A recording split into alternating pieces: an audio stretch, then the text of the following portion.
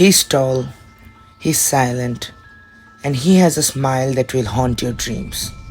Huggy Wuggy might sound like a goofy plush doll, but behind that friendly face hides a monster with a story far darker than you might expect. Today, we are going beyond the surface, breaking down the complete story of Huggy Wuggy, from Poppy Playtime and going on from chapter 1 to chapter 4.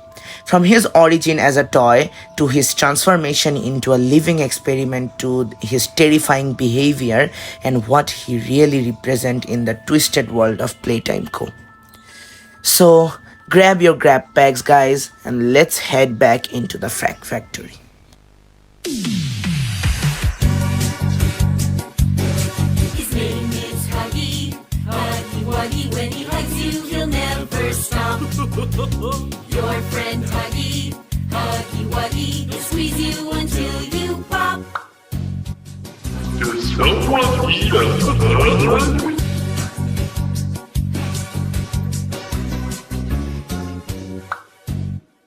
Huggy Wuggy was first introduced in Poppy Playtime Chapter 1 as Playtime Co.'s most popular toy ever made. A massive hit with kids, Huggy Wuggy was designed to be, well, huggable. Standing over 13 feet tall, his soft blue fur, big eyes, and rubbery limbs made him the perfect life-sized playmate. But here's the twist: Huggy Wuggy was never just a toy. Before knowing more about Huggy Wuggy, we should first discuss about what is Playtime Co. Playtime Co. was a company which was founded in 1930 by Elliot Ludwig. The first toy of this company was Poppy the Playtime doll, which was a great success for Playtime Co. because it was released in 1950 and this doll was revolutionary for its time because it was designed to be sentient, capable of conversing with children like a real person.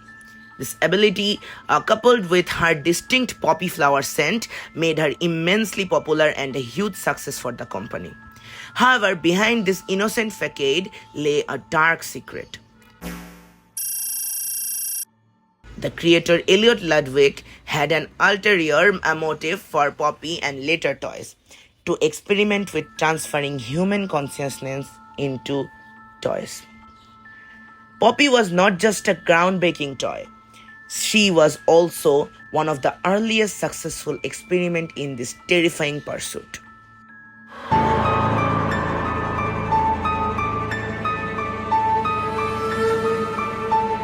The Bigger Bodies initiative was proposed and spearheaded by Dr. Harley Swire, a key scientist at Playtime Co., and became a central project after Late Perry took over as CEO following the death of the company's founder, Elliot Ludwig.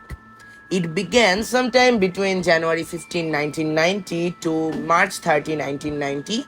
While earlier experiments related to organic toys may have been conducted by Ludwig, the BBI as a large-scale systematic operation truly kicked off under Sawyer's direction. The first successful BBI experiment was Boxy Boo. Created around March 30, 1991, other well-known characters like Huggy Wuggy, Mommy Longlegs, Catnap, and Kissimissy are all products of this initiative. And who were their primary test subjects? The most vulnerable among us. The very children Playtime Co. claimed to care for at their on-site orphanage, Playcare.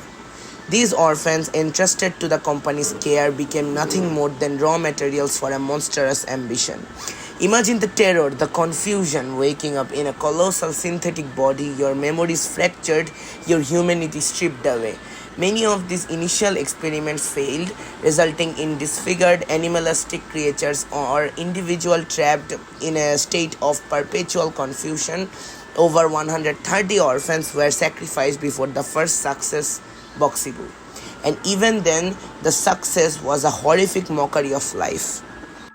Before the actual experiment to take place, the scientists picked the best volunteers for the experiments from Playcare, making them play games through which they tested the brain speed, efficiency, reaction time, and physical endurance of the children, and the best ones were used for the experiments later on. And In this relentless flow of time, amongst the countless failures and the few twisted successes of the Bigger Bodies Initiative, Experiment 1170 was born. Huggy Wuggy. From the outside, Huggy Wuggy was Playtime Co's golden boy, the ultimate mascot standing over 12 feet tall. His vibrant blue fur and perpetual open, smiling mouth were designed to evoke warmth and joy. But unlike the other experiments, no one knows who was the person who was converted to Huggy Wuggy. By the research of chapter 4 of Poppy Playtime, we can see that in the last moment, after doctor says that that if the player or anyone comes at that point which is restricted, then someone of the guards will come or chase him or kill him down. But at the time, we can see outside our door that the terrifying looking smiling face of Huggy Wuggy is staring at us, pushing the doors over and over. So we can see that Huggy Wuggy, we can assume that at least that Huggy Wuggy was a guard at the time. Beneath that friendly facade lay a nightmare of Huggy Wuggy. And we can say that in chapter 4, Huggy Wuggy's true nature has been reflected. As we know, in chapter 1, after Huggy Wuggy's fall from the bridge, we assumed that he was dead. But later on, after the surprise given by chapter 4, and also in chapter 3, when the nightmare Huggy appears, I think we should make another video on Nightmare Huggy, why he came in our dreams. So we will make another video on it. Now let's go to the main part.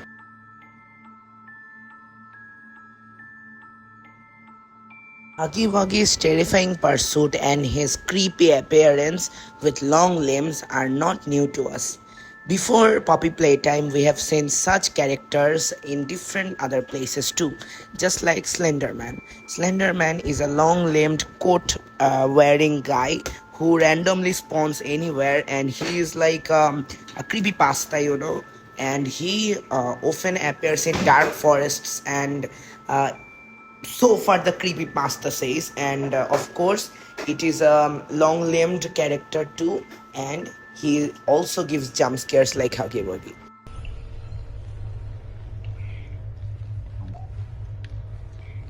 Well, I remember when our phone broke. But some people might think that Huggy Wuggy is a new, totally unique character. But as I said, he in different places and different games, he is shown in different pursuits and different appearance. Like, not exactly him, but characters like him.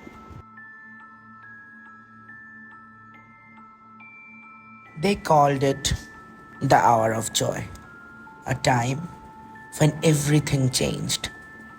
The company's biggest secret was about to end. Everything was about to end. Hour of joy was a time which we got to know from tapes throughout the game. But this was a time when destructions withered in the factory. We know in Hour of Joy, one of the biggest destructions was done by Huggy Wuggy. Huggy Wuggy was tall and his hugs were deadly, so deadly that he killed every single thing that he saw in front of him. He was the most deadly at the time, and no one knew how much he killed. And the Hour of Joy was full of death that we have seen in the tape, the voice tape. And guys, the story will go on just like the chapters of Poppy Playtime are going on. As we know that Huggy Wuggy is not dead yet, and we don't know what's gonna happen with him in chapter 5. Is he trying to help us or is he trying to kill us? We will know about it in the next chapter. And me, Ether Tales, I'm suggesting you to not play with a toy which hugs. Thank you for watching this video, guys. See you in the next video. Peace out. Someone eat a